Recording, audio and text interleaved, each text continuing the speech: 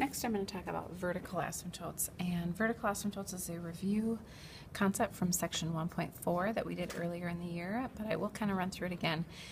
We will need to find vertical asymptotes when we are curve sketching.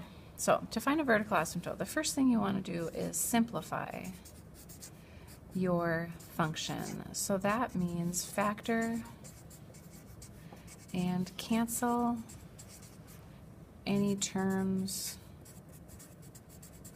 if possible.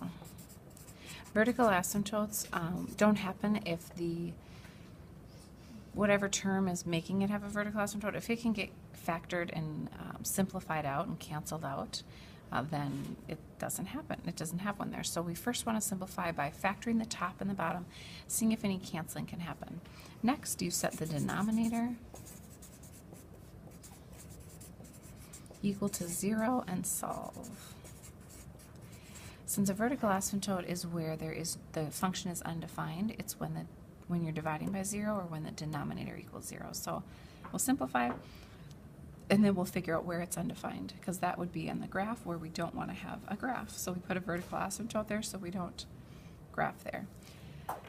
We'll do some examples. A, there's no factoring to be done, so I would just go straight to step 2, which is set the bottom equal to 0 and solve.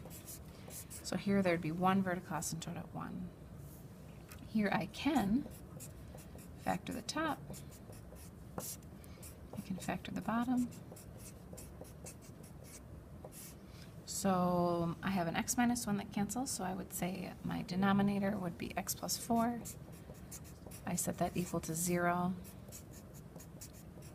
And I end up with a vertical asymptote at x equals negative 4. Here I can factor the top and the bottom, but I know nothing will cancel. So if I set the bottom equal to 0, I could factor that, and it would be plus or minus 3. So 2 vertical asymptotes on that one.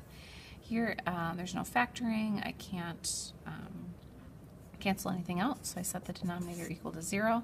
3 doesn't equal 0, so I would say there are no vertical asymptotes. Here there's not even a denominator, so with just given a polynomial there would be no vertical asymptote.